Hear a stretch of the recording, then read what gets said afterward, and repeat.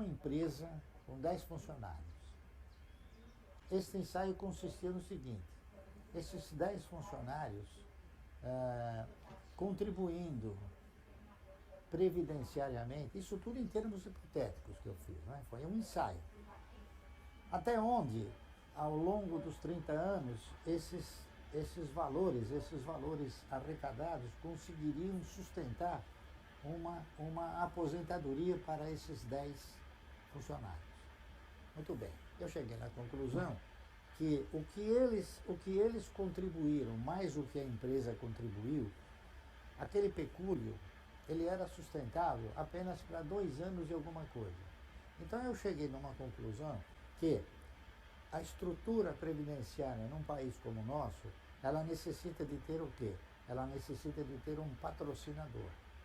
E ao longo do tempo isso acabou ficando bastante evidente.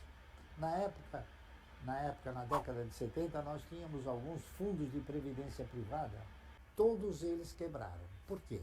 Porque eles não tinham um patrocinador. Não havia alguém que sustentasse a receita de uma previdência se não tivesse um patrocinador. Tá certo? Por quê? Porque o pecúlio arregimentado, ele era insuficiente. Então, eu cheguei na conclusão que o cidadão, para ele se aposentar na compulsória, ele nunca o faria de uma forma razoavelmente satisfatória.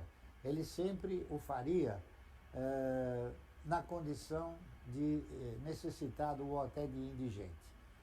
Naquela ocasião, na década de 70, ainda existiam profissionais que se aposentavam como um executivo. Só que ao longo do tempo eles acabaram vivendo e se transformando num indigente. Por quê? Porque a aposentadoria, os valores arrecadados não foram suficientes para manter o nível alcançado num primeiro momento. Então o que eu fiz? Eu tentei montar uma estrutura que me possibilitasse ter uma renda mensal. Onde eu ia conseguir essa renda mensal? Eu teria que avaliar inúmeros caminhos. Caderneta de poupança. Naquela época nós tínhamos um negócio chamado LC, que era uma letra de câmbio, e todos eles caracterizavam a aplicação como uma forma de agiota, tá entendendo? Então eu procurei desenvolver estudos no sentido de investir os recursos dos agentes econômicos.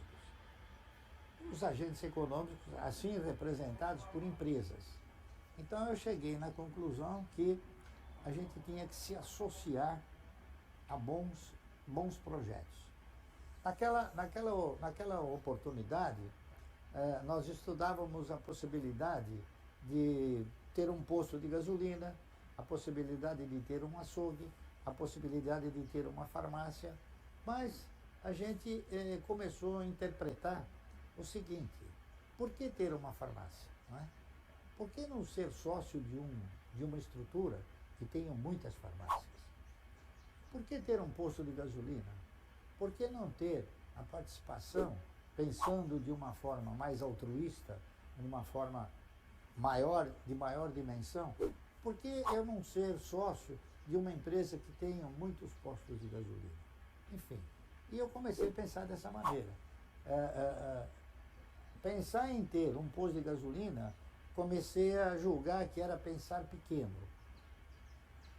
Comprar ações de uma grande empresa que detivesse muitos postos. Então, o que eu fiz? Eu comecei a comprar ações de empresas que tinham muitos postos de gasolina.